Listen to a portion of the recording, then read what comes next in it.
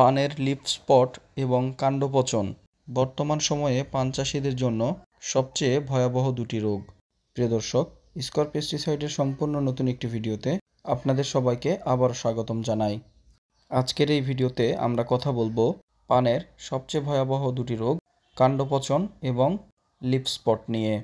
এগুলো মূলত ছত্রাকজনিত রোগ। কাণ্ডপচনের ভয়াবহতা এতই বেশি যে বেশিরভাগ সময় পানের পুরো বরজ নষ্ট করে ফেলতে এই একটি মাত্র রোগই যথেষ্ট। পানের লিফ স্পট এবং কাণ্ডপচন সাধারণত বর্ষাকালে সবচেয়ে বেশি দেখা যায়। এর কারণ হলো বর্ষাকালে সারাদিন বৃষ্টি লেগেই থাকে। এছাড়াও আরও বেশ কিছু কারণ রয়েছে। তার মধ্যে অন্যতম একটি কারণ হলো পানের যখন লতা নামানো হয় এর আগে অবশ্যই মাটি শোধন করে নিতে হবে, এরপরে পানের গাছের লতা নামাতে হবে। তাছাড়া যদি পানের লতা নামানো হয় এক্ষেত্রে পুরা পানের বরজে লিফ স্পট এবং কাণ্ডপচনের মতো ভয়াবহ রোগ দেখা দিবে।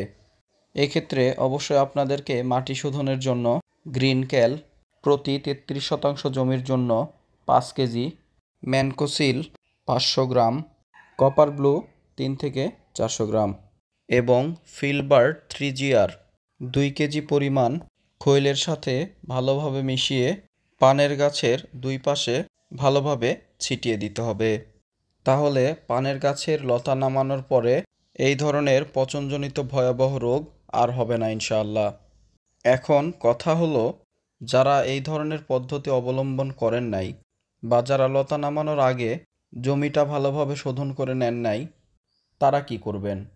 তাদের জন্য সমাধান হলো নিয়মিত ছত্রাকনাশক স্প্রে করতে হবে। যেমন কেউ চাইলে ম্যানকোসিল এবং গোল্ডাজিম একসাথে ব্যবহার করতে পারেন, আবার কাজিম এর সাথে ম্যানকোসিল ব্যবহার করতে পারেন। তবে যাদের জমিতে খুব বেশি পরিমাণে কাণ্ডপচন লেগে গেছে তারা স্ট্রমিন ব্যবহার করতে পারেন। তো প্রিয় দর্শক, দেখা হবে আবারও নতুন কোনো ভিডিও নিয়ে। ততদিন সবাই ভালো থাকবেন, সুস্থ থাকবেন। আল্লাহ হাফেজ।